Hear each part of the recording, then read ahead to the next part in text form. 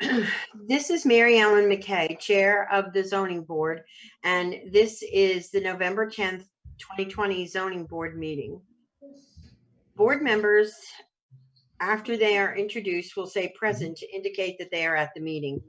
Zoning Board meetings will be done this way until more typical meetings can be held at City Hall once it is deemed safe. The City of Nashua Zoning Board of Adjustment is continuing via video conferencing using the Zoom application.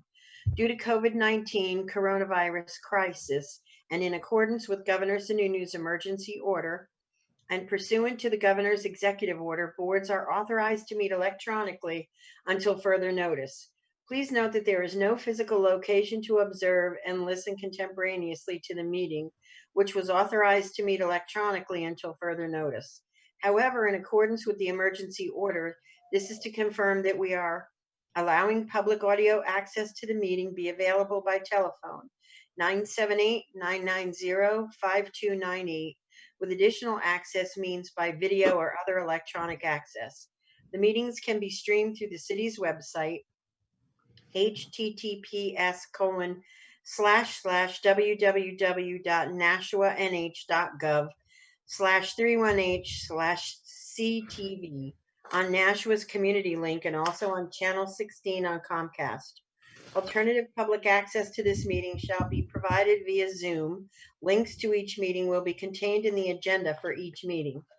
Real-time public comment can be addressed via video to the board utilizing Zoom virtual meeting software for remote access. Real-time public comments via audio will be addressed at the conclusion of the public hearing. This application will allow users to view the meeting and send a comment or question to the board utilizing the Zoom virtual meeting software for remote access. The public is also encouraged to submit their comments via email to the Planning Department email, planningdepartment@nashuanh.gov, or by mail. Please make sure to include your name, address, and comments. The information must be received by 5 p.m. the day of the meeting. Letters should be addressed to the Planning Department, Post Office Box 2019, Nashua, New Hampshire, 03061. Applicants, their representatives, and individuals required to appear before the board will appear remotely and are not required to be physically present. Applicants, their representatives, and individuals required to appear before the board may contact the Planning Department to arrange an alternative means of real-time participation if you are unable to use Zoom. Documentary exhibits and/or visual presentations must be submitted in advance of the meeting so that they may be displayed for remote public access viewing. The chair is in control of the meeting. The board will continue as reasonable as possible to follow the procedures as identified in the bylaws. The applicant will present their case, followed by questions by the board. We will allow for a rebuttal period as best as possible for persons wishing to speak in favor or with questions or opposition before the board deliberates and determines an outcome. Normally, the board utilizes a light timer. This will not be available, but the board will utilize a timer and will adhere to the time frames of 15 minutes maximum for the applicant and then 5 minutes each for anyone wishing to speak in favor or opposition. The Zoning Board, the Planning Department, and City staff thanks you for your understanding and patience during this difficult time. Mrs. McKay or designated chair or staff to call the roll call. Mrs. McKay or designated chair to read case 1 on the agenda into the record at the time that the roll call has been completed. Carter, can you call the roll, please? Absolutely. Mary Ellen McKay. Present, and no one is in the room with me. However, I have 2 dogs in their crates in the kitchen, which you may or may not hear. Steve Lionel.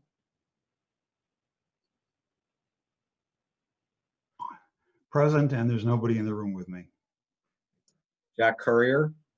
Jack Courier is present, and there's nobody in the room with me.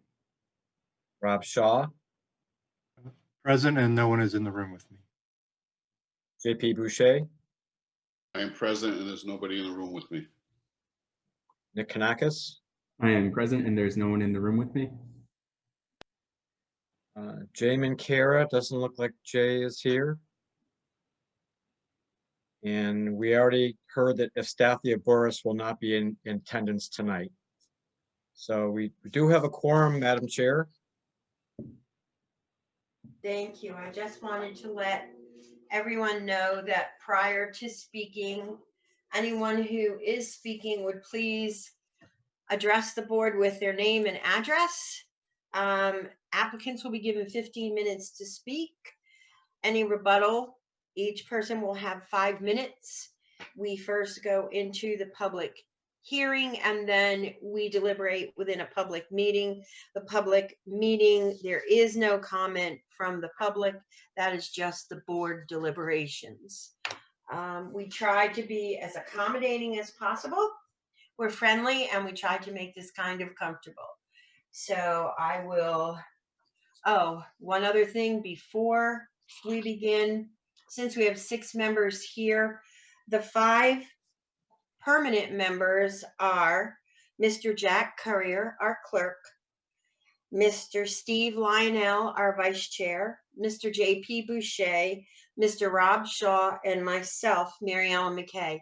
Nick Kanakis is our alternate this evening, and should one of our board members be unable or have a conflict of interest and not be able to vote in one of the cases, Nick would then vote in their stead. However, Nick will partake in any discussions that the board does have. Okay, at this time, I'm going to read case number 1. I can find my cheat sheets. Did I do? Oh dear, bread and beer.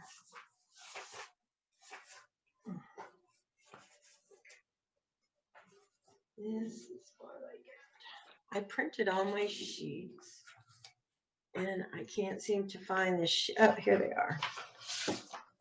Okay, case number 1. Maybe.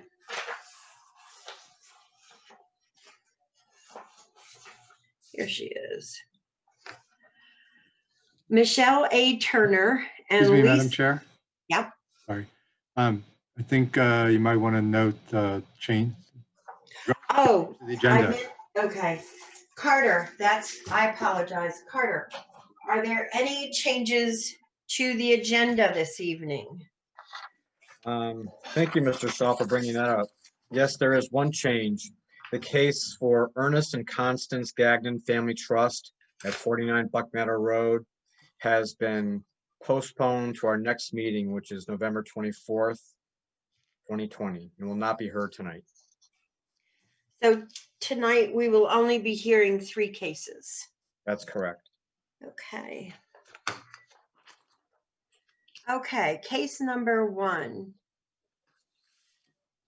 Michelle A. Turner and Lisa C. Gentile owners, Bruce McKay applicant for Hereford Drive, Sheet B, Lot 502.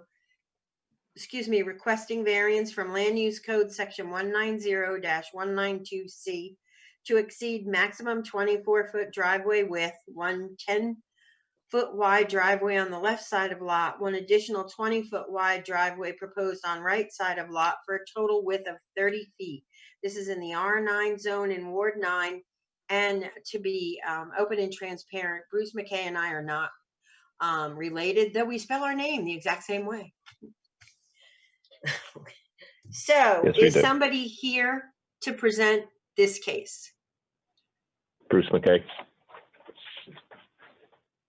Okay. Oh, he's on the phone. Okay. Mr. McKay? I apologize for the Zoom. I usually don't have difficulties getting on the video chat, but I had to do a restart today. I'm still attempting to get the video up. Well, it's called Murphy's Law generally. Usually. Mr. McKay, please state your name and address for the record, and then the floor is yours, sir, for 15 minutes, should you need it.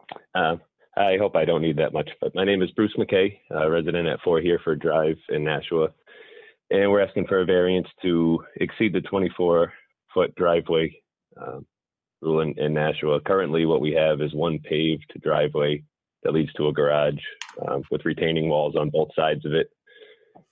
Not really feasible for the wife or myself to fit both cars there. So we've been using some space on the right side. We brought in some gravel, tried to clean it up, and looking to get it paved. With doing that, we're going to be about 20 feet wide and 2 cars wide and 2 cars deep, which is about 20 by 30. The existing driveway already has a 10-foot width, so that 20-foot would put us over by about 6 feet. Over the last 3 years, we've been trying to clean up the yard. I've submitted some photos of it a few years ago, and just when I submitted the application, and spent a lot of effort and work put into trying to clean the yard up, the appearance, get rid of some brush and some rotten fences. We put up some new fencing, redone landscapes, and feel that just paving it, finishing it off would be a cleaner look. It'd be a better look for the neighborhood. I can't see how it would take away from anybody's property values or diminish the neighborhood in any way. I think most neighbors would agree it'd probably look better and help complete that area.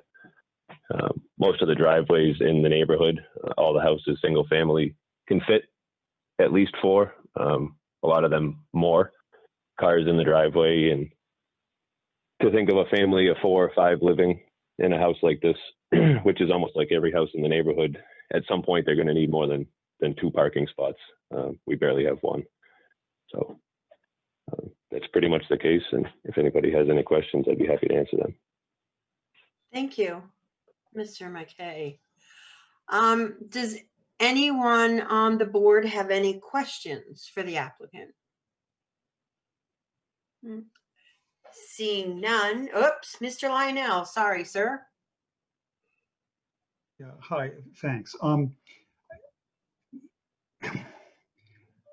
First, actually, I have a question for Mr. Fogg. Doesn't this constitute a second curb cut that requires its own variance or exception or something? I'm confused on that. Kate's shaking her head no, so I'm going to assume the answer is no. We really only look at the overall curb cut width, which can't exceed 24 feet. People can have 2 curb cuts as long as they don't exceed 24 feet. And they have one that's 10, and this would be an additional 20-foot one. So they'd have a total width of 30 feet, where 24 feet is allowed. Okay, in that case, I would address Mr. McKay. Is there a reason that you didn't go for, let's say, 14 feet so that you wouldn't be exceeding the 24 feet in the ordinance? You could still park multiple cars in that. Again, we were going for 2 cars wide, 2 cars deep.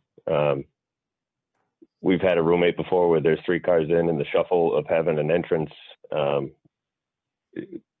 where you only can fit 1 car through the entrance wasn't really help, or I should say only 1 car width wasn't helping. So to make it 2, again, 2 cars wide, 2 cars deep seemed to be what we were having for guests or needing for the arranging of cars. And again, with what else is in the neighborhood, that was kind of in line,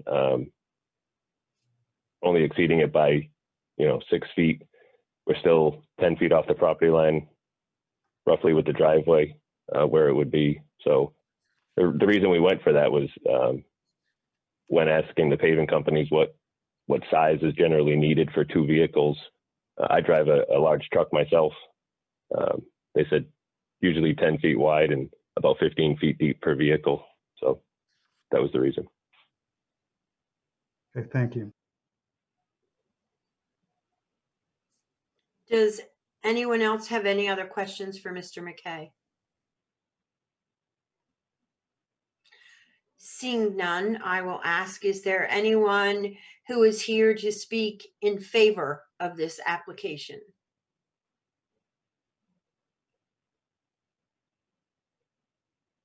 Madam Chair, I am seeing no hands raised or no messages in chat. Thank you. Is there anyone here with any comments, questions, concerns, or opposition to this application?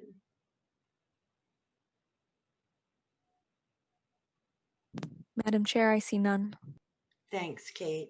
Then I'm going to close the public hearing and open the public meeting.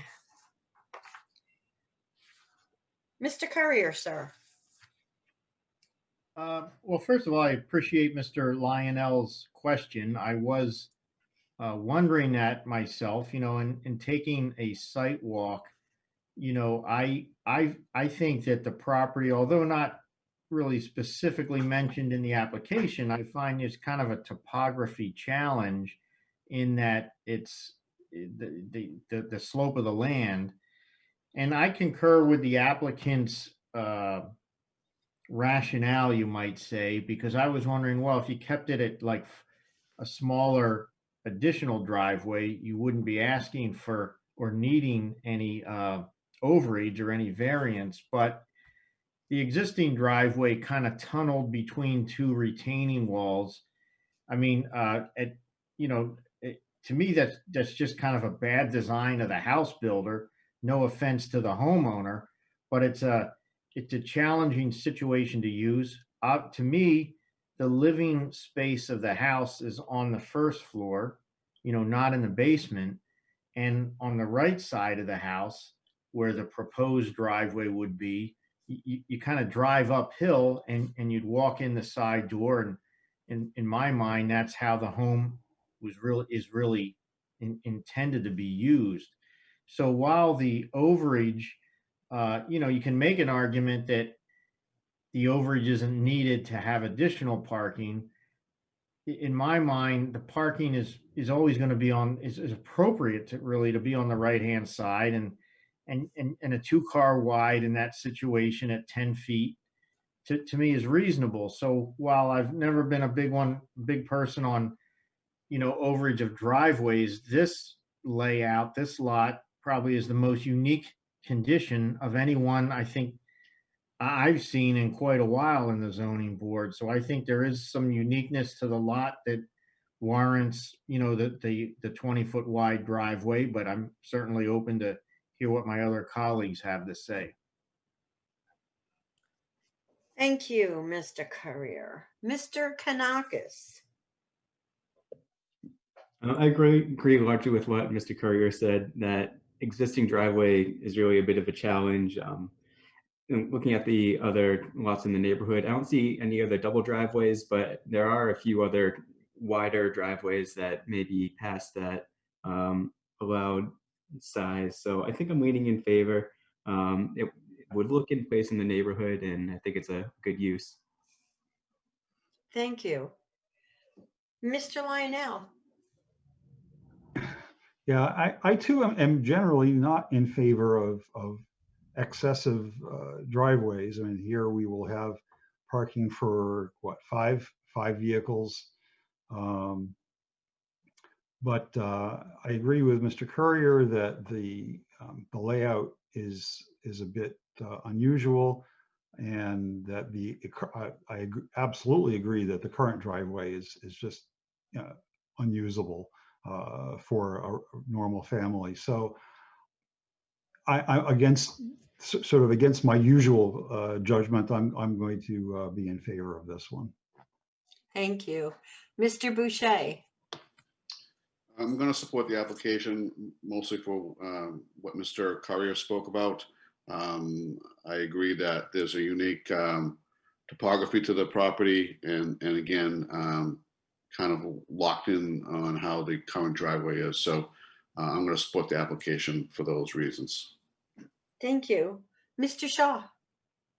I concur with pretty much what's been said. I don't think I have anything else to add, and I'm in support of the application. Thank you. And myself, Mary Ellen McKay, I also concur with what's been previously stated, and I'm in favor of the application. Is there someone who would like to make a motion?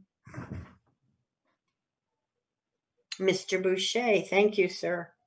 I'd like to make a motion to approve the area variance for Michelle A. Turner and Lisa C. Gentile owners, Bruce McKay applicant for Hereford Drive, Sheet B, Lot 502, requesting a variance from Land Use Code Section 190-192, Section C, to exceed a maximum 24-foot driveway width, one 10-foot wide driveway on the left side of the lot, and one additional 20-foot wide driveway proposed on the right side of the lot.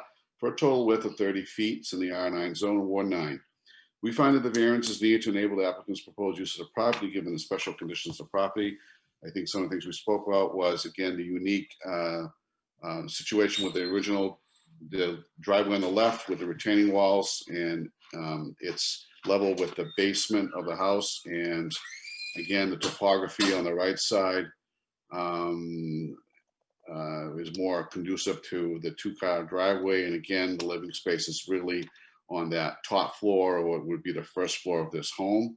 We find the benefits sought by the applicant cannot be achieved by some other method reasonably feasible for the applicant to pursue other than the area variance. We find that it is within the spirit and intent of the ordinance. We find would not adversely affect property values of surrounding parcels. Find that it's not contrary to public interest.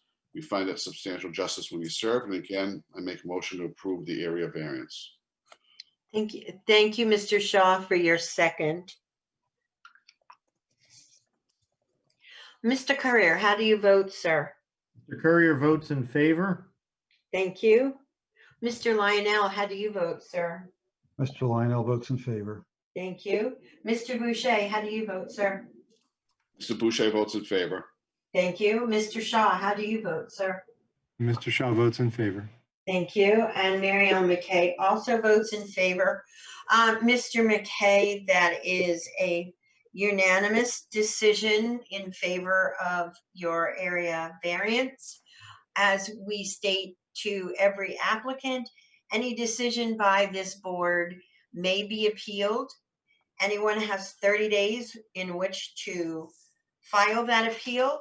Should you have any questions, comments, or concerns, please refer back to either Mr. Carter Falk or Ms. Kate Poirier within the planning department. And congratulations, sir, and good luck with your project. Great. Thank you for your time tonight. Oh, thank you. Bye-bye. Goodbye. We are now going to move to case number 3, as case number 2 has been rescheduled to November 24th. Case number 3. Ernest and, whoops, read the wrong thing, Mary Ellen. Carlos A. Perez David, owner, 51 Haynes Street, sheet 21, lot 75, requesting variance from Land Use Code Section 190-209C to allow a 10-foot wide driveway expansion within the 50-foot minimum distance to the intersection of the Haynes Street and Sand Street. 37 feet existing, 27 feet proposed. This is in the RB zone, Ward 7. Is somebody here to present this case?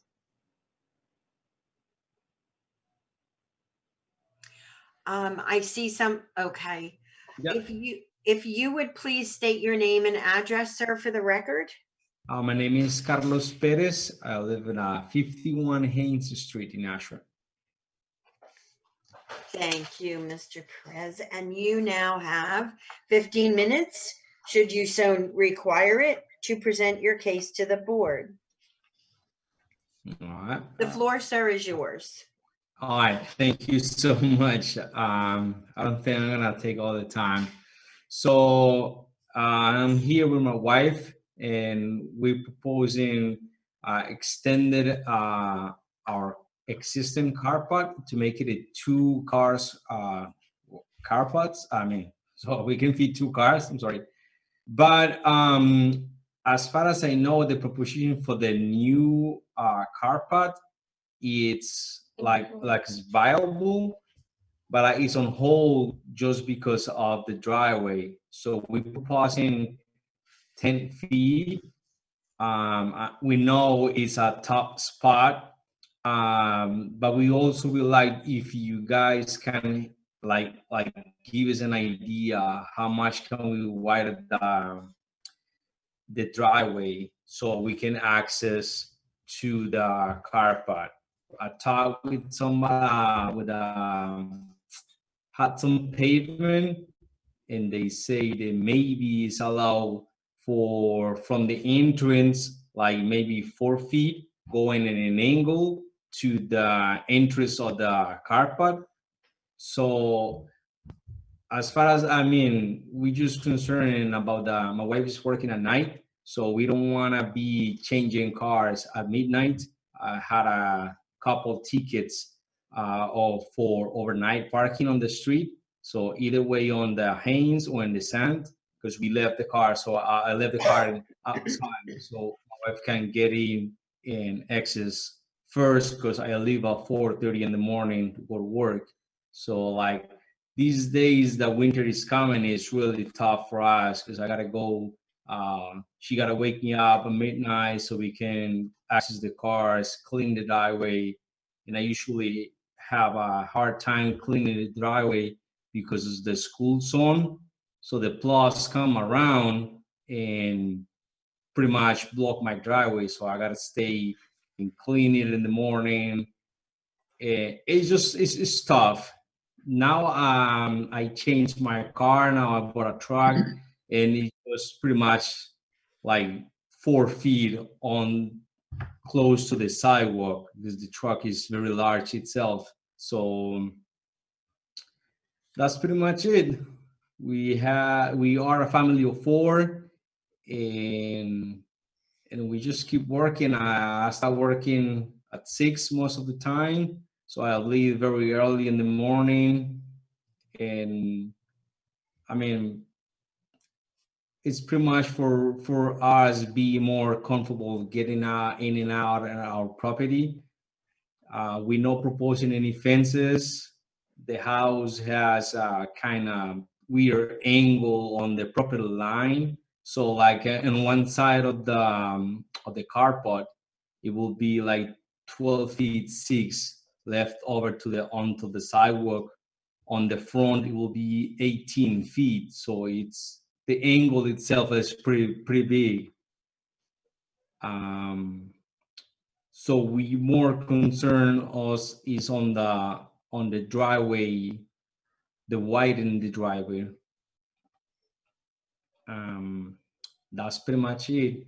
On the property line is just right on the corner. We have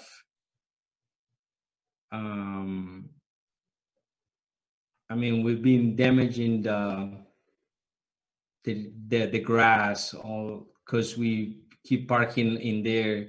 So sometimes I had 3 cars at the time because I had another car before I broke my truck, and sometimes we have a roommate. So sometimes it's 4 cars at the time. Well, 3 now because I don't have the other car, and that's pretty much it. We good. We hope to get the 10 feet. If the board think that is not possible, whatever you can guide us to, so we will really appreciate that.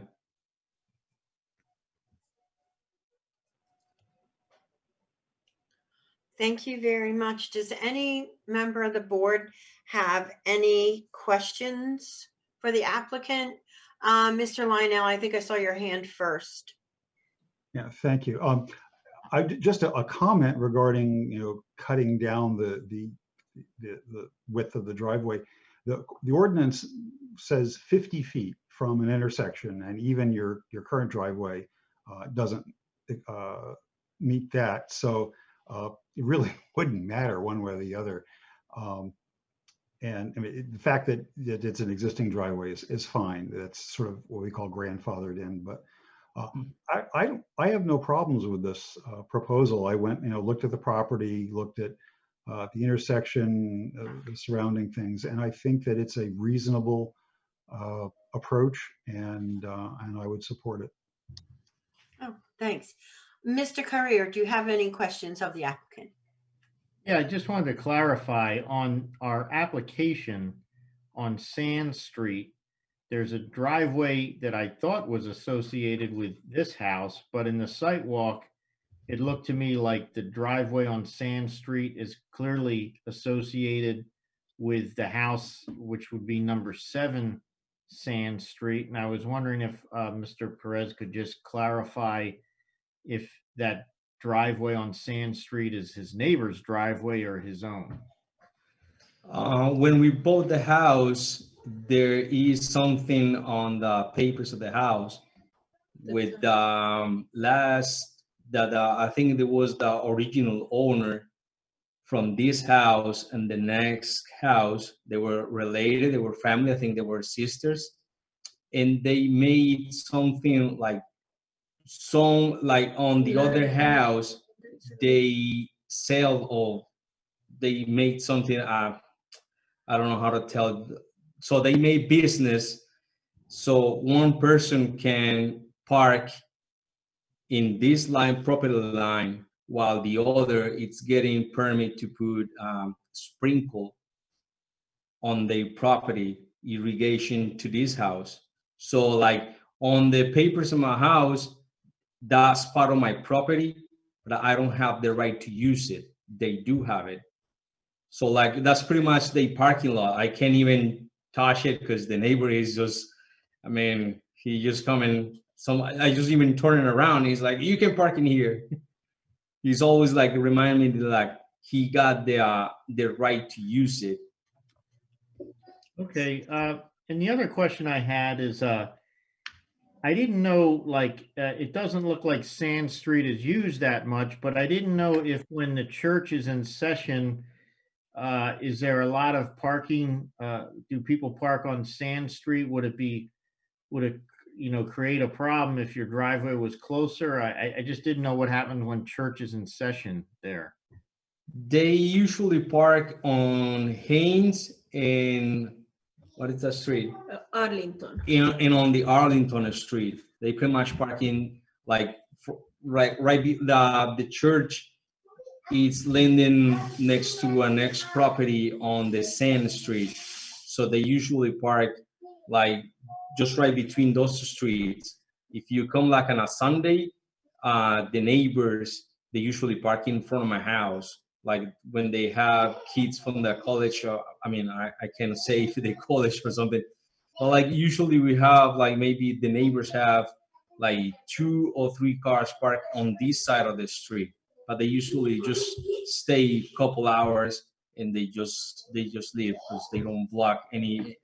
Never they block the driveways, but we know them because we talk with them. They usually like the father usually come and say, 2 years ago when we put the house, 3 years ago, he said like, if you're having a problem, that's my daughter, that's my son. They usually park in here a couple hours, like 6 until 8, something like that. So they never stay. But it's just like that. We like the neighbors usually park in here, like going more down the. I don't know if you noticed this. Like passing the existing driveway, usually parking there. Okay, thank you for that answer. Thank you. Mr. Falk, can I ask you a question, please? Are you Certainly. aware of any easements or covenants, something on the property about that driveway? No, I don't have any record of it. Most likely that driveway's been there a long time and, like Carlos said, it's probably previous owners use it jointly and now there's different owners and it's just an existing condition. He clearly, it's on the other side in the back. He's more interested in the front going with the new carport and the driveway going in that direction. So, but no, I don't have anything about it. It might be a private easement in which we wouldn't have a record of it anyway. Okay. I'm sorry to interrupt. There is a easement. My wife is just grabbing the paperwork already. Okay, that's what we figured. So it's fine. Okay, that's fine. Thank you. Mr. Lionel, I saw your hand up. Did you have a question? Not really a question, but I was looking at the city GIS maps, and that driveway is essentially right over. It crosses the property line between the two parcels. Thank you. Are there any other questions for the applicant, Kate? I see a hand raised by Nick Kanakis. Aha, thank you. Mr. Kanakis. I was just hoping Mr. Perez could chime in a little bit on the amount of traffic in the area. I'm assuming this code section's in there for safety and visibility purposes, and I just want to make sure it's not a huge busy intersection. Carlos, did you hear that? Nick, you were very, very soft. I'm not sure he heard your question. No, I did not. It was cutting off, so I couldn't Yeah. hear you. Could you repeat yourself, please? Yeah, so I was just hoping you could chime in a little bit on the amount of traffic in the area. I'm assuming this code section's there for safety and visibility, so I just want to make sure it's not too busy of an intersection.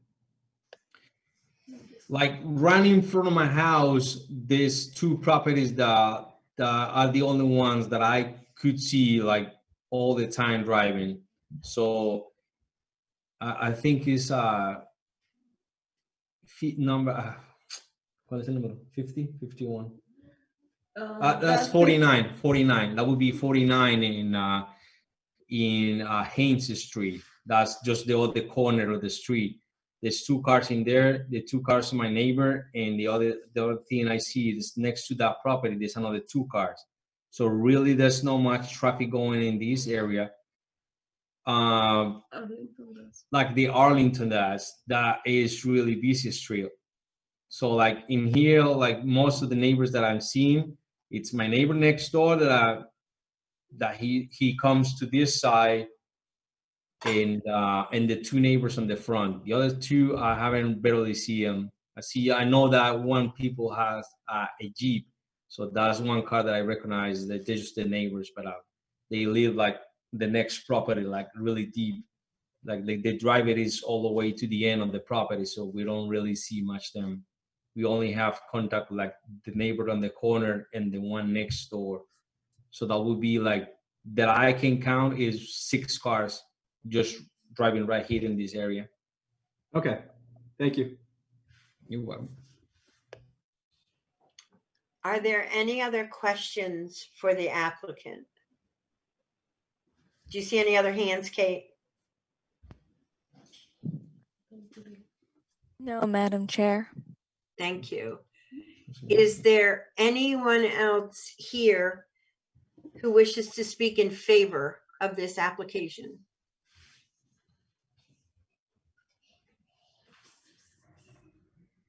Madam Chair, I'm seeing no hands in chat and no messages. Thank you.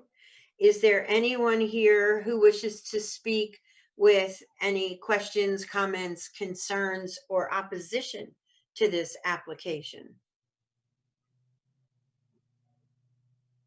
No, Madam Chair. Thank you. Then hearing none, I'm going to close the public hearing and I'm going to open the public meeting.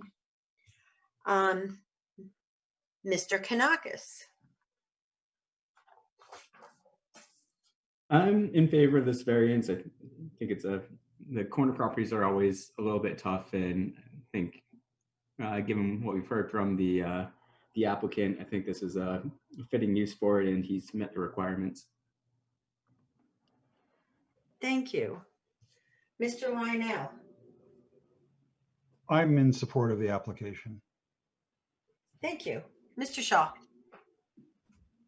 I'm in support of the application also, and as Mr. Kanakis' question kind of got to, I think, the key part of this ordinance is really about, I think, safety at an intersection.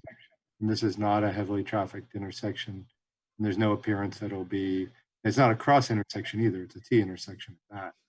So I think this case, I don't see any harm to the general kind of safety welfare of the public by having this driveway be a little close. Thank you. Mr. Courier. I'm in support of the application. I mean, I appreciate the answer on the other driveway, if we want to call it that. And, the applicant's testimony makes complete sense to me. In days of old, it was a one family on 2 lots and they shared the driveway. And then when the ownership split up, to me, it made sense that the driveway goes with the house on Sand Street because 51, is fronting on Haynes Street. And as per what Mr. Shaw said, Sand Street does not seem to have heavy traffic at all, perhaps except on when church is in session. And also, I just wanted to add to Mr. Shaw's comment that there's a good line of sight. It's flat and open. So even though if this driveway is proposed, I don't think it provides any public safety challenge. And, you know, to have a 2-car wide driveway is fairly common in the street and the neighborhood. So for those reasons, I'm in support of it. Thank you. Mr. Boucher. Also in support of the application. I am familiar with the neighborhood. I agree with the applicant that traffic is very light there. Sand Street is really just a connector street between 2 streets, so you wouldn't see any more traffic than the people who live there. And again, I use King Street or Haines Street as a cut through from Alls to Arlington because I don't want to wait at the Brook Street light. So I would agree with the applicant that this is very travel very little on Sand Street, so there's no issue in my mind. So I'll support the application. Thank you very much. And myself, Mary Ellen McKay, I'm also in support of the application and concur with what everyone has said. It is really not a heavily traveled area. Is there someone who would like to make a motion? Thank you, Mr. Lionel.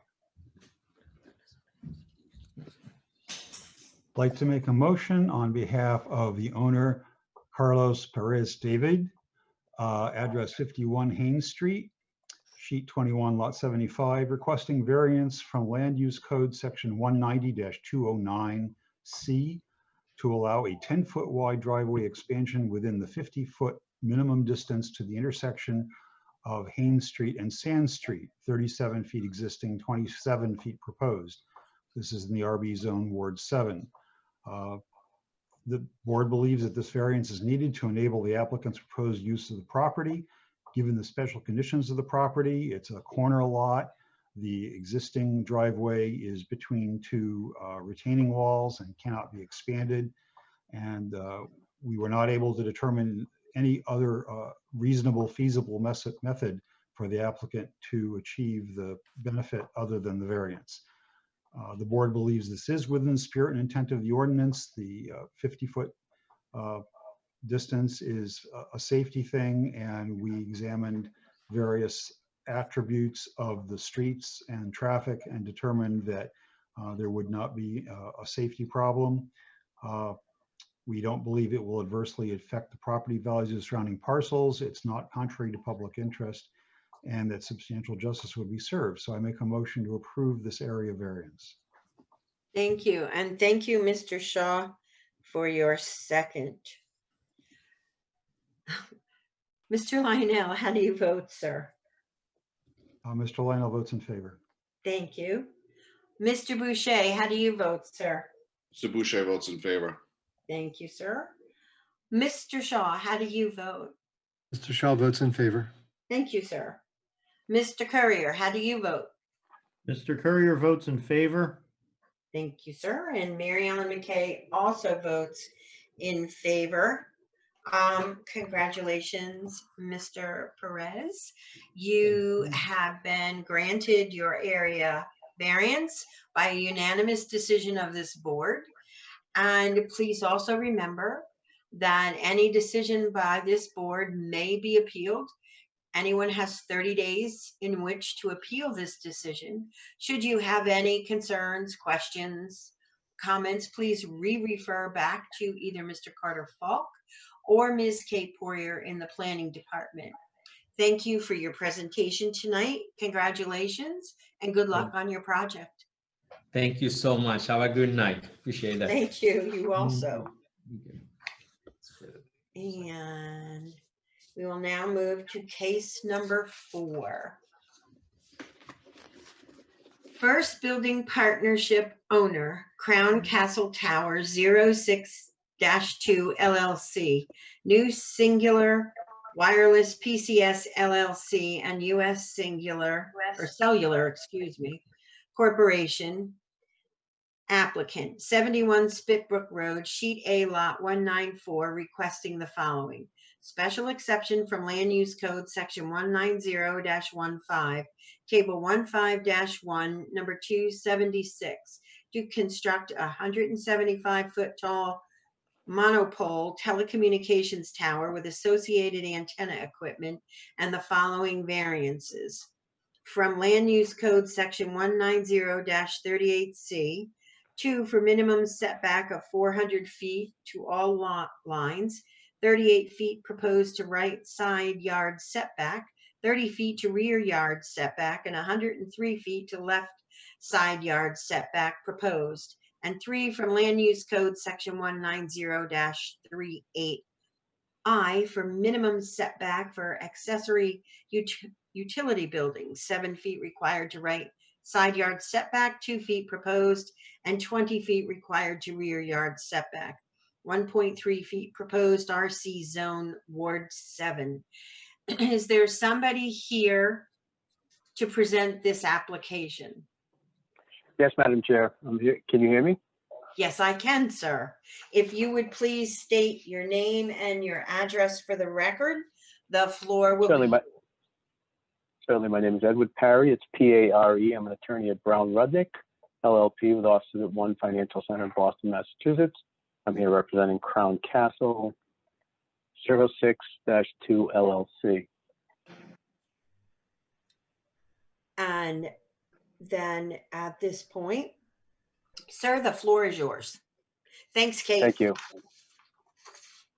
And good evening to the board members. As I said, my name is Ed Parry. As noted in the notice of the hearing, we're proposing to install a wireless facility, and we're before the board for a special exception and a couple of variances. I'd like to turn the floor briefly over to Paul Peckins from Crown Castle. He will give a brief summary and some background on Crown Castle in the event the board's not familiar with what they do, and then we'll jump into our presentation from there. Paul? Perfect. And good evening. Oh, sorry, ma'am. sir, if you could please just state your name and address for the record. Yes, ma'am. My name is Paul Peckins. I'm with Crown Castle, based out of our Richmond, Virginia office, and that is 9011 Arboretum Parkway, Richmond, Virginia, 23236. Thank you. Terrific. We really do appreciate the time and effort that staff has taken to work with us throughout the entire process. Just to give you a little background on Crown Castle, we've been part of the national community since the mid-2000s when we acquired the Sprint portfolio. Crown owns one of the nation's largest wireless shared infrastructure with towers, fiber, and small cell. We have our own in-house legal team to address any compliance issues, and we conduct annual safety inspections on all of our towers. We have a national disaster recovery program in case of any emergency. And then finally, we also operate a national operations center, which monitors all the critical systems 24 hours a day, 7 days a week. And we want to reassure the board that we take these activities very seriously. They take years to accomplish and represent a significant investment in the community. And so with that, thank you again. And Ed, I'll turn it back over to you.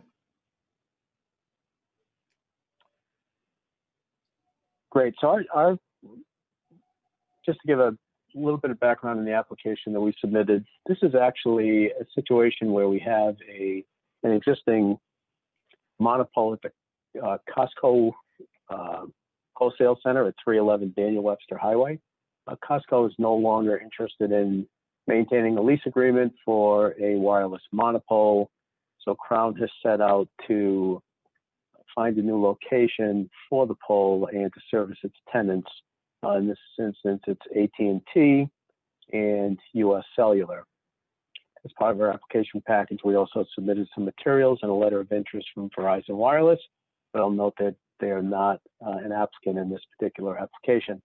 So if we could just scroll up a little bit, I'll give you a quick intro of what we're doing. So up towards the north of the site plan, you see Spitbrook Road. It's the first building, it's called. The property is about 1.68 acres, contains that office building. Surrounding the property is property owned by BAE Systems.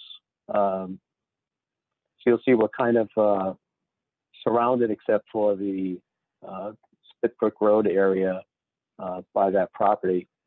To the west is an existing Motel 6, which is our closest abutting property with a structure on it. So what we're proposing to do is to locate the monopole and the, that's great, nope, one up a little bit, and the fence compound. I think the board's familiar with what these wireless facilities are like, but typically they have the tower, in this case a monopole, in the center of the fenced compound, which is 49 by 51 feet, and that's the kind of round circle, and it's sort of just off center. We've located the compound and that fenced area as close to the rear property line as possible, which is generating some of the requests for the variance relief. As you'll see along the western property line, we've called out the 7-foot yard setback requirement, and you'll see for the most part our fence, which is that solid line going towards the rear of the property, is 2 feet off, and the first equipment pad is 2 feet inside the fence line. So technically the equipment pad and equipment cabinets will be 4 feet off the property line. 7's required. The rear property line requirement is 20 feet, and again we've called that out with that dotted line to the rear. Again, the call out of the 1.3 feet is actually the fence corner, and AT&T's equipment pad is inside the fence compound. The ordinance also requires that we be the greater of 400 feet of the height of the monopole or tower from all property lines. As you see in this instance, it's kind of unique. We have a rather narrow lot. The pole couldn't be placed on the lot and satisfy a 400-foot setback, 400-foot setback requirement from all property lines. And by us tucking it as far as we can to the rear of the property, it really diminishes the visibility of a otherwise 175-foot structure. If we could slide down to the next sheet, I'll try to speed up here. So this is just the plan of the compound. I'm not going to redo this, but this the plans call for a 4-carrier pole, and you'll see the dotted lines provide space on the ground floor, the equipment and or equipment shelters of each of those 4 carriers. We could slip down another sheet.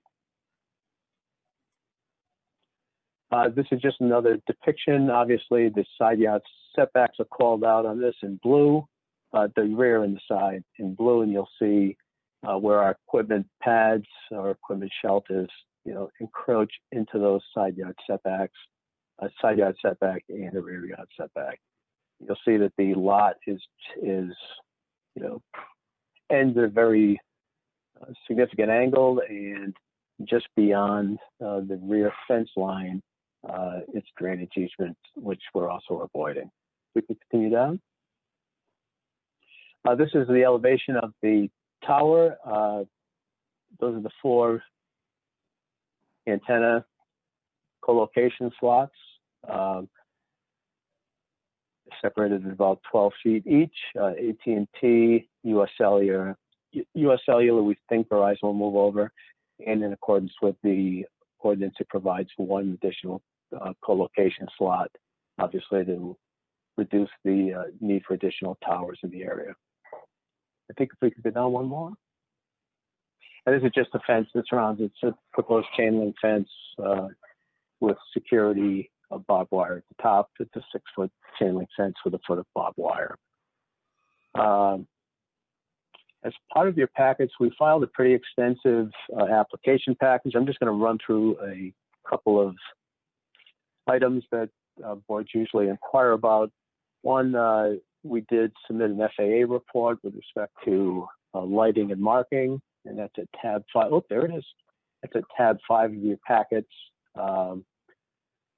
This concludes that the tower will not have to be lit or marked, and we don't have to notify the FAA in this instance. So that's normally good news to avoid additional lighting. You also have in the packets a safe site report, which deals with the RF emissions. That's another topic of interest in to board members and the public. I will show that the emissions from the proposed installation will be less than 1% of the FCC standard, and that's a worst case analysis. That means all of the antennas are operating full power all the time, and it includes all 4 potential carriers. The reason, Kate, is that you moving the? Could you slide down to the coverage maps? It'll be those.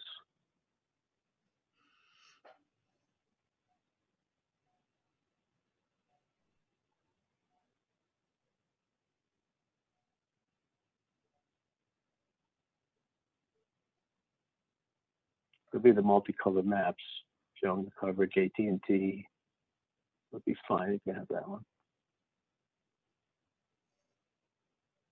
There we go.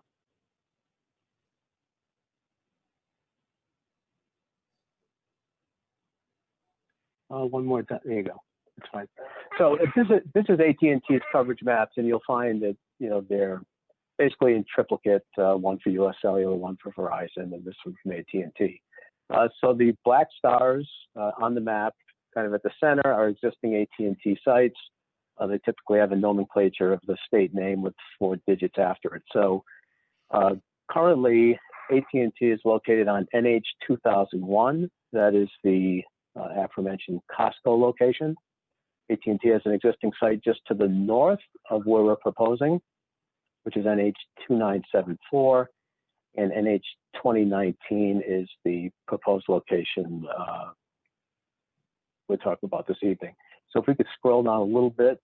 So you say, well, I'm sorry, if you could, Leah, let me just explain. My apologies there.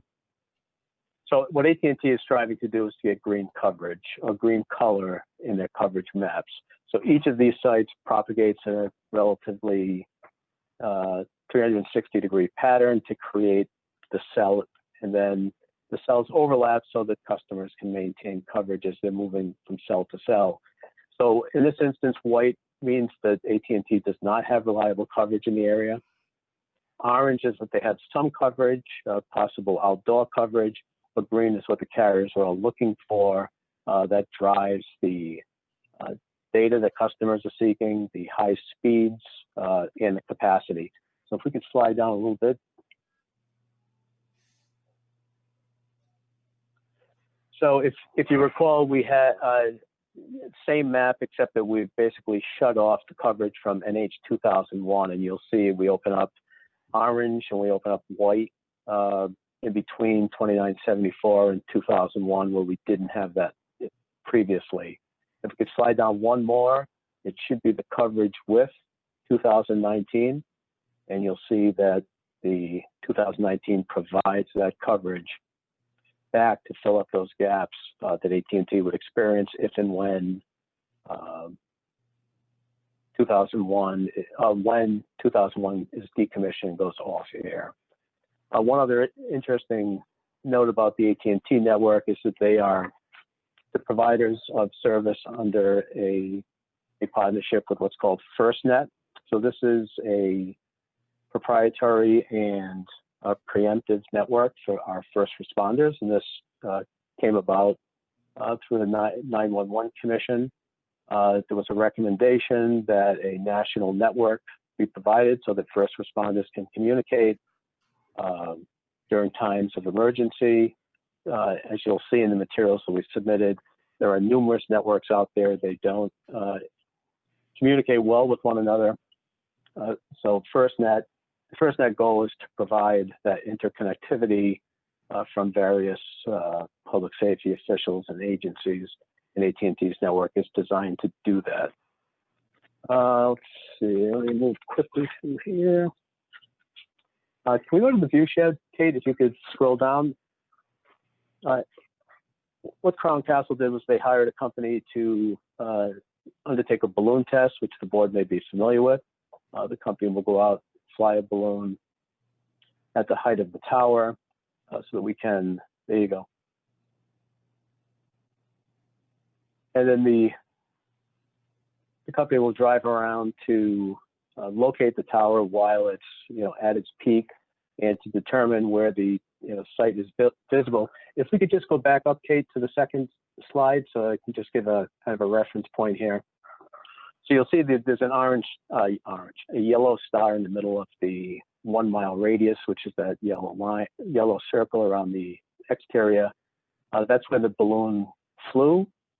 So the green dots are locations which are represented by the photos in the deck that we can quickly run through.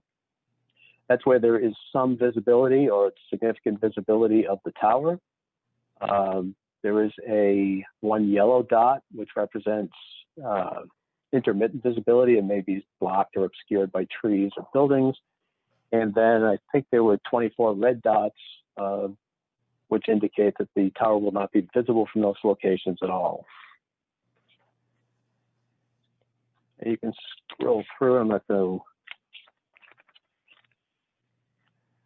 photos begin with an existing, and then we superimpose the tower based on the point of reference provided by the balloon. Existing simulation. You can see the tower off in the distance there. And we're going to get into a series of them where it's not visible. So you'll see those photographs will say balloon not visible from this location.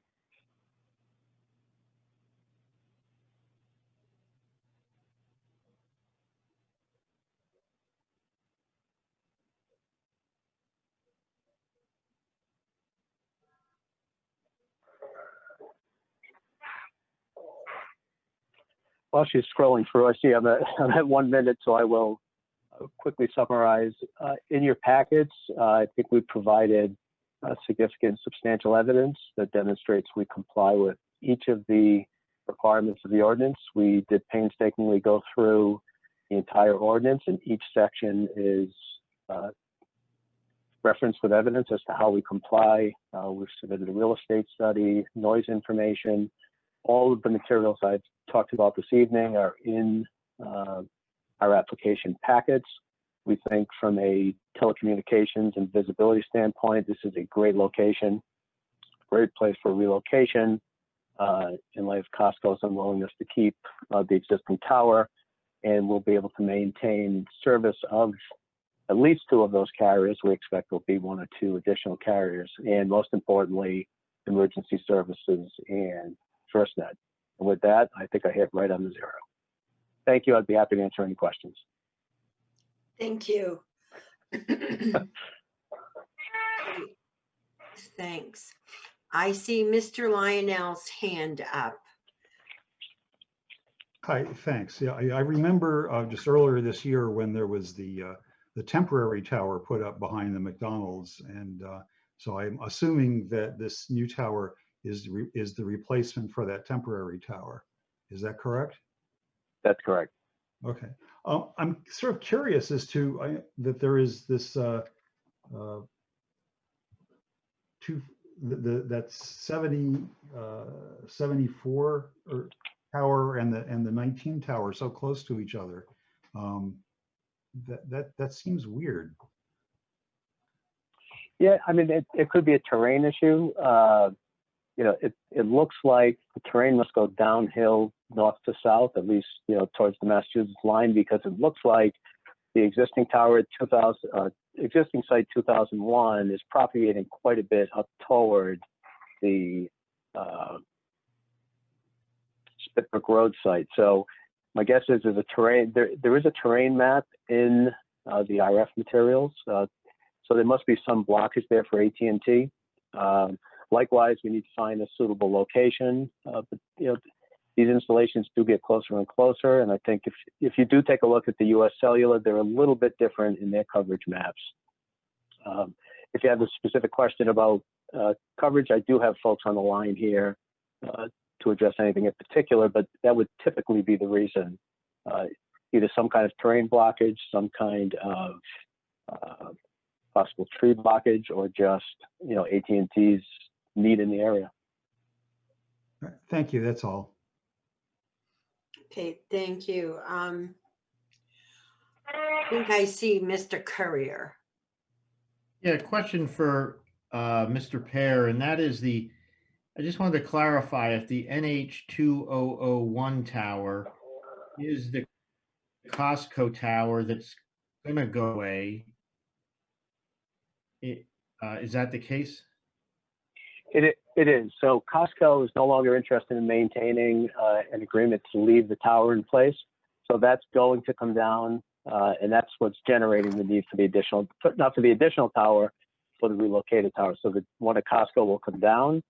Hopefully with this board's approval, we'll be able to construct as we've proposed. As I said, the temporary would also not be necessary. So at this moment, is both the temporary and the NH2001 are in service? I'm not sure the temporary is in. I'm not sure the temporary is even there at this point.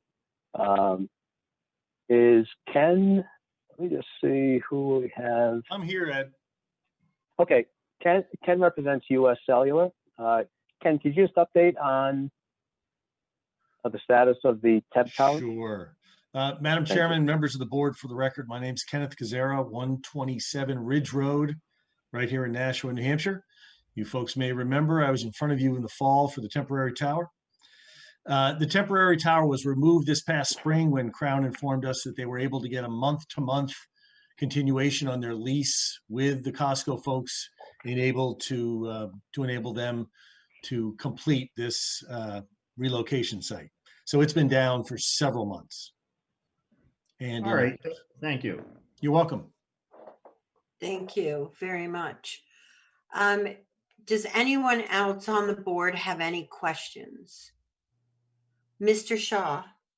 I wanted to explore a little bit about a couple things regarding the placement in the back of this property. So I guess maybe I'll start with a little bit more of the bigger picture in terms of just curious what sorts of discussions or any sort of conversations you've had with either BAE or the Motel 6 owners, and if you could comment on their support or anything you're doing regarding the relationship with either of them.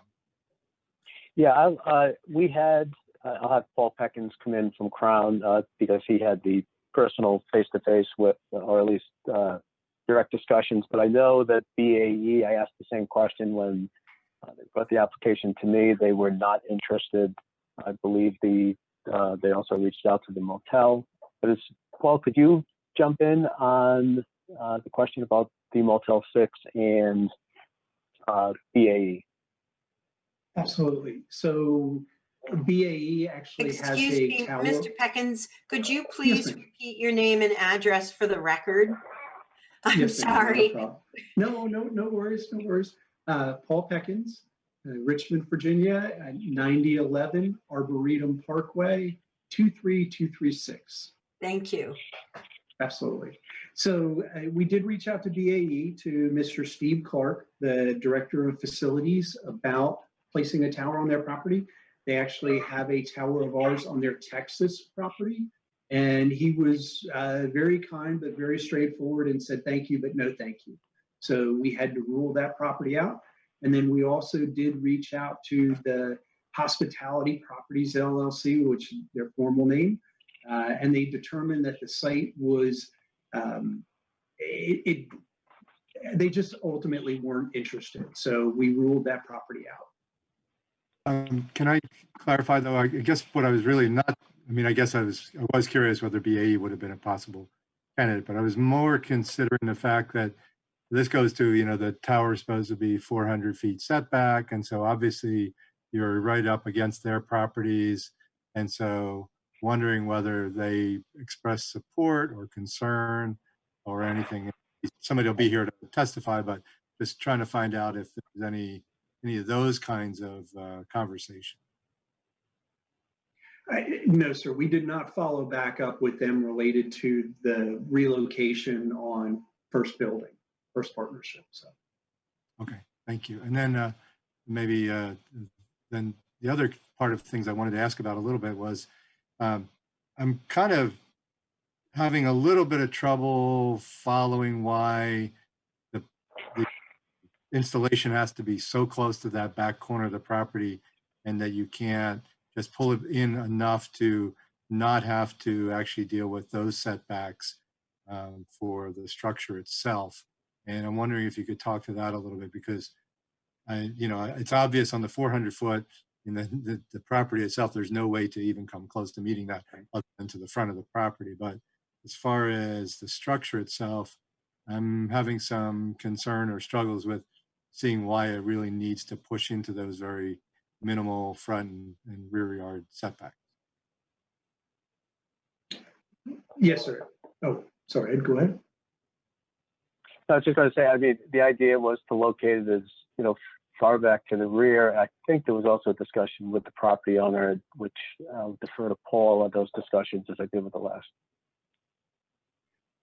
And that's correct. We've been working with Mr. Jerry Levin for a number of years, and it was, again, trying to maintain the appropriate number of parking spaces and put the facility as far back as possible from his building as well.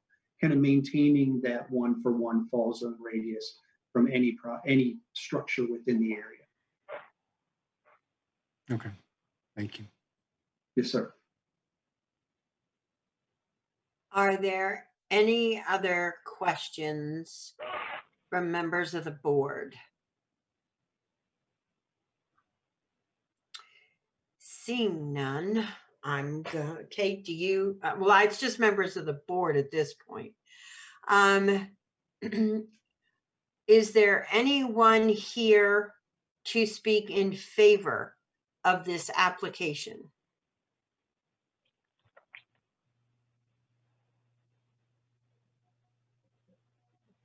Madam Chair, I see no hands raised and no messages in chat. Thank you very much. Is there anybody here to speak with comments, questions, concerns, or opposition to this application?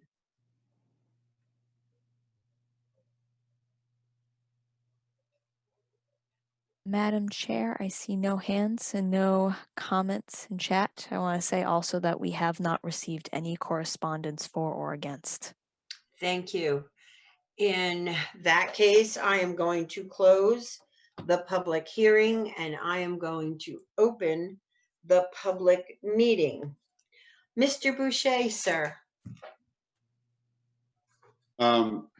Again, I was here when the temporary tower was came in and we approved that tower. Very familiar with what they're seeking to do, obviously with a more permanent location from Costco. I had the same question that Mr. Shaw has as far as into the setbacks, as probably minimal as it is. I was just curious about that. But I think I got the answer. And again, I think that the current owner of the property is trying to, again, maintain his parking that he has. And also, I think as much as we can push the tower away from any structure is valuable. Again, BAE is not here, again, expressing any concern about being right on the property line, nor is the hospitality, the hotel motel. So with that, I think, again, the unique part of this, the uniqueness of this to me, as far as the setback would be the fact that the butters are, it's that commercial industrial, or that we're in this area where it's not, this residential area. We're not on top of any other structures. So again, kind of with that, in the whole view of that, and understanding what is trying to be done here in the past history with the temporary tower, I think that they've done the best they can to find a location, and I think that the plan is well laid out, and I think we have tons of information to support. The information that was provided here, for me, supports supports or makes me support the application. Thank you. Mr. Shaw, I'm in support of the application. I think Mr. Boucher covered things pretty well, and I concur with what he noted. thank you. Mr. Courier, In summary, I'm in support of the application for overall these reasons that Mr. Boucher stated. I also wanted to throw out that I appreciate the superimposed photos, because in days of old, we would never get that. And it was always a challenge to try to figure out how this thing was going to look.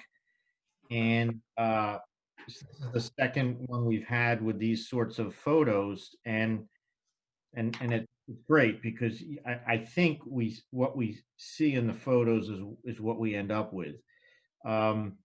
Also, I too had the concern that Mr. Shaw expressed about, like, why pushing it that far. Rather amazingly, we haven't had any opposition to this, namely the hotel or BAE. And because if there was opposition to the tower or the structure being pushed into those setbacks, I'd be very open and accommodating to that, but we haven't heard anything. Maybe we shouldn't be that surprised, because it's, you know, an industrial area, and it doesn't seem like those abutting property owners really have any use or care about what's going on in that corner. So I just wanted to get that out on the record, that we haven't, you know, heard any opposition, and it's kind of maybe a dead back corner that doesn't matter so much in terms of the encroachment. So that's all I have to say. But I just wanted to throw out kudos to Kate for her navigation skills through the 107 pages, whatever it was, between rotation and magnification. 139, and she circled it with a pointer to let us know. Thank you, Kate.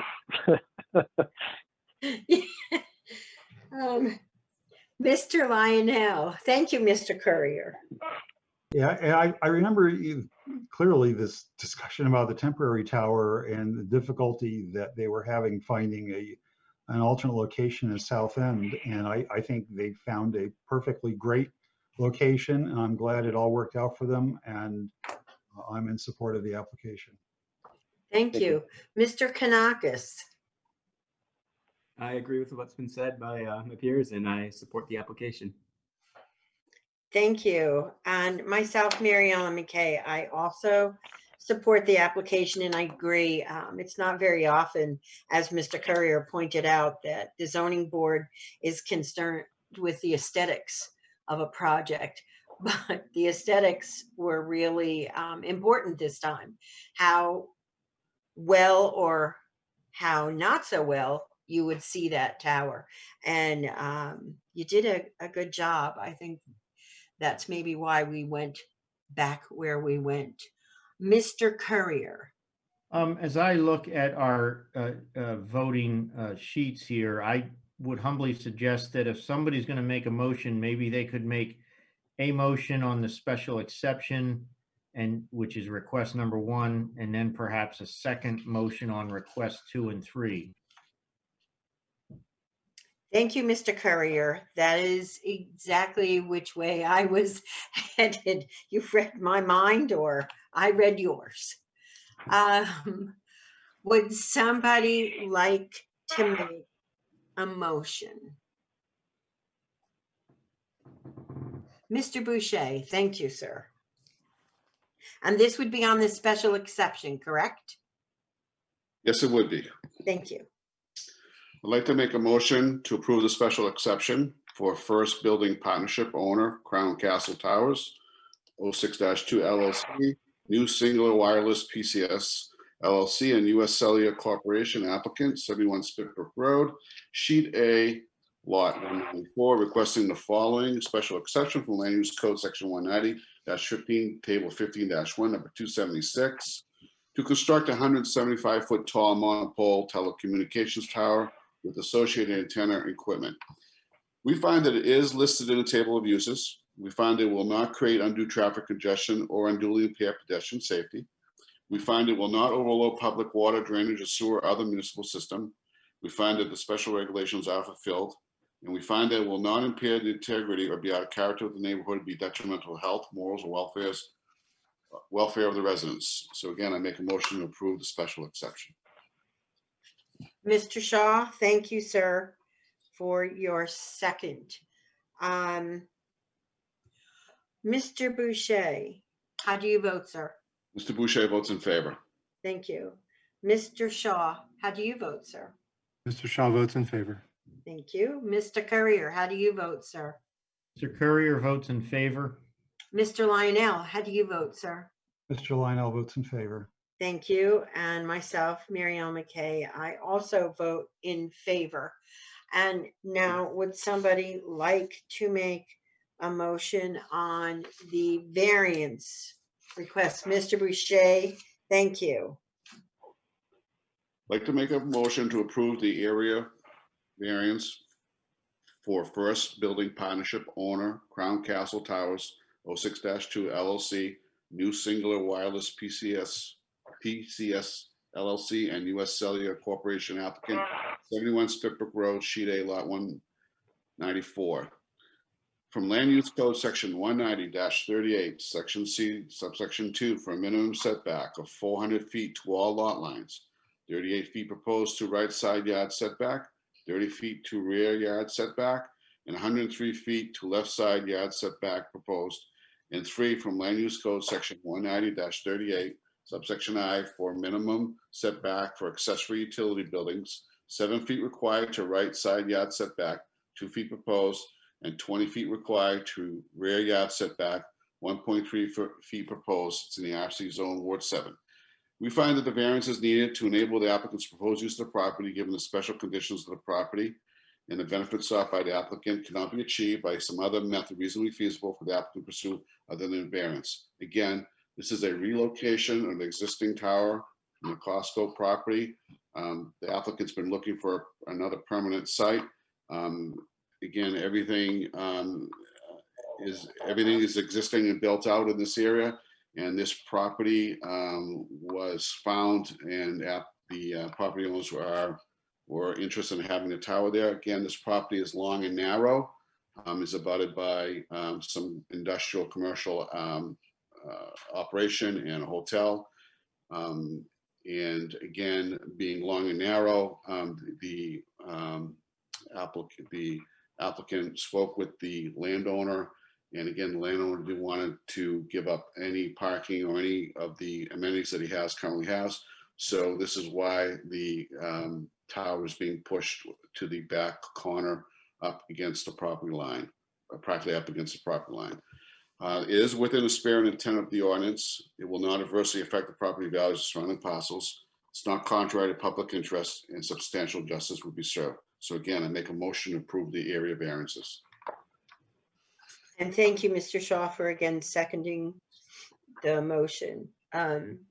Mr. Shaw, how do you vote, sir? Mr. Shaw votes in favor. Thank you. Mr. Courier, how do you vote, sir? Mr. Courier votes in favor. Thank you. Mr. Lionel, how do you vote, sir? Mr. Lionel votes in favor. Thank you. And Mr. Boucher, how do you vote, sir? Mr. Boucher votes in favor. Thank you. And myself, Mary Ellen McKay, I also vote in favor.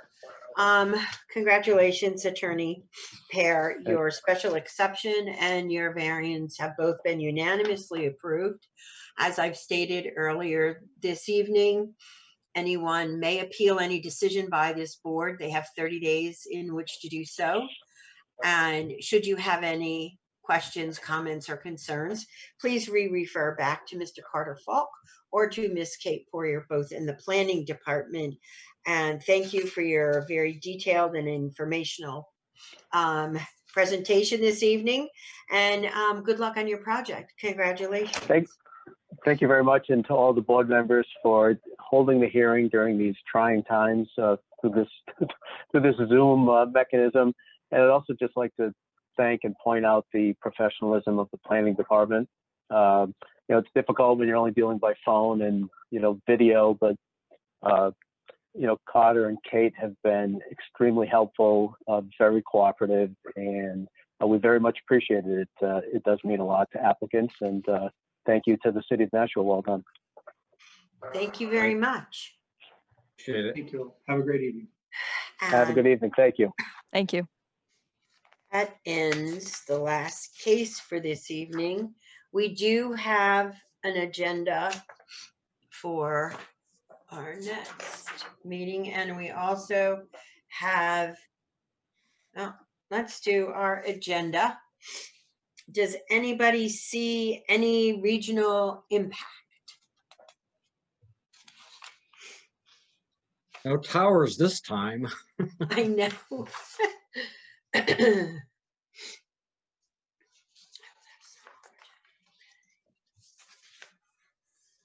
See none.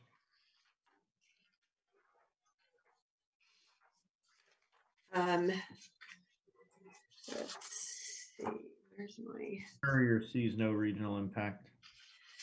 okay, just a minute, here it is. Okay. Mr. Courier, you said you saw no regional impact. I think I Correct. heard you say that. Yes, I see no regional impact. And Mr. Lionel, I see no regional impact. Mr. Shaw, I see none. Mr. Boucher, and myself, I see none. And Mr. Kanakis, want to include you in on this. I also see none. Thank you.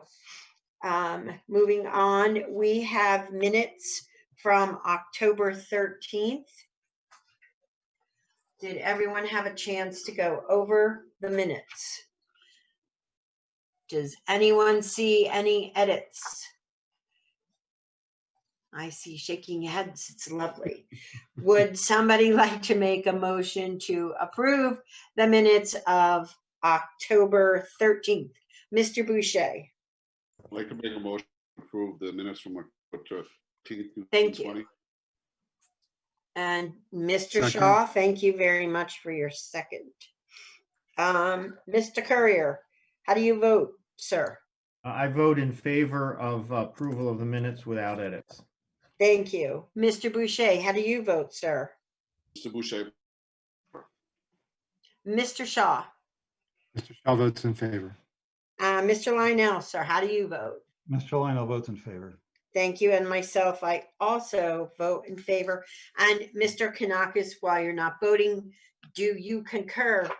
Did you see any comments, or would you support the board in their determination and decision?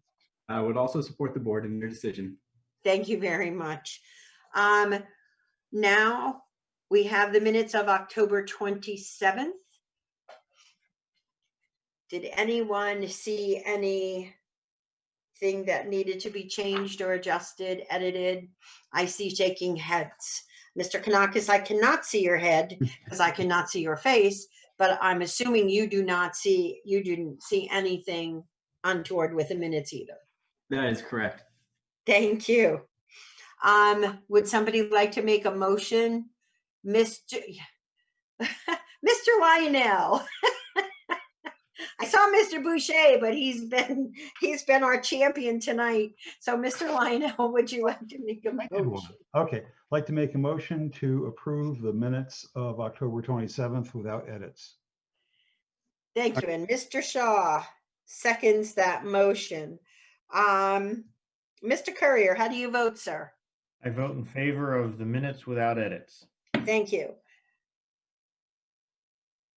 Mr. Boucher, how do you vote, sir? favor. Thank you. Mr. Lionel, how do you vote, sir? Mr. Lionel votes in favor. And Mr. Shaw, how do you vote, sir? Mr. Shaw votes in favor. Thank you.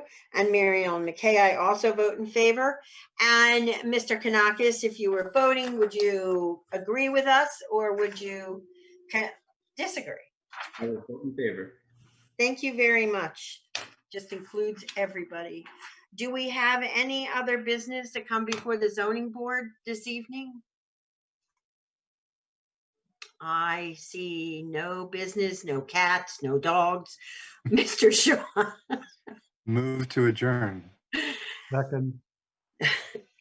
Okay, And how do we vote? Mr. Courier, I vote in favor of adjournment. Mr. Boucher, Boucher votes in favor. Mr. Shaw, Mr. Shaw votes in favor. Mr. Lionel, Mr. Lionel votes in favor. and Mary Ellen McKay also votes in favor. Mr. Kanakis, would you like to stay for the evening, or do you agree with our decision to adjourn? I can hear the monologue if it would please the board. Didn't think you wanted to stay, but you know. Okay, then it is 8 p.m. Wow.